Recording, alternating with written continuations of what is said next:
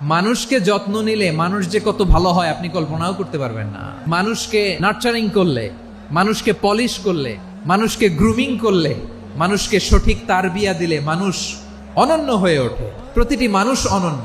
মানুষকে আল্লাহ তাআলা দিয়েছেন অসীম ক্ষমতা।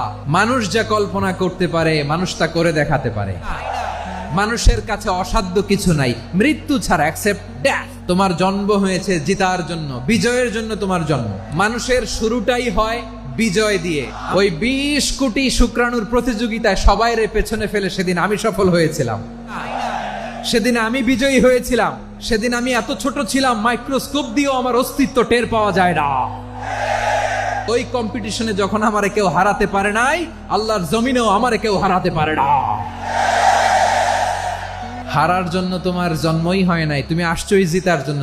একটা কথা জীবনের সাথে সেট করে নিতে হবে, আমি জিতি নয় শিখি, আমি কখনো হারি না। মা বাবা যারা এসেছেন আপনার ছেলে মেয়ের যত্ন নেন। আপনার ছেলের মধ্যে যে কি পটেনশিয়াল আপনি জানেন না। আমার যে মা বোনেরা আছেন, ছেলে মেয়েদেরকে কখনো ছোট করে কথা বলবেন না। ও যে কোথায় যাবে আপনি জানেন না। আপনি মা হয়ে তাকে সাহস দিবেন, তার কল্পনার জগৎটাকে সাজাতে তাকে উৎসাহিত করবেন। ঠিক কিনা বলেন? নৈতিকতা, মোরালিটি, ভ্যালিউজ দিয়ে নিজেকে সাজাও, ইসলাম দিয়ে নিজেকে সাজাও।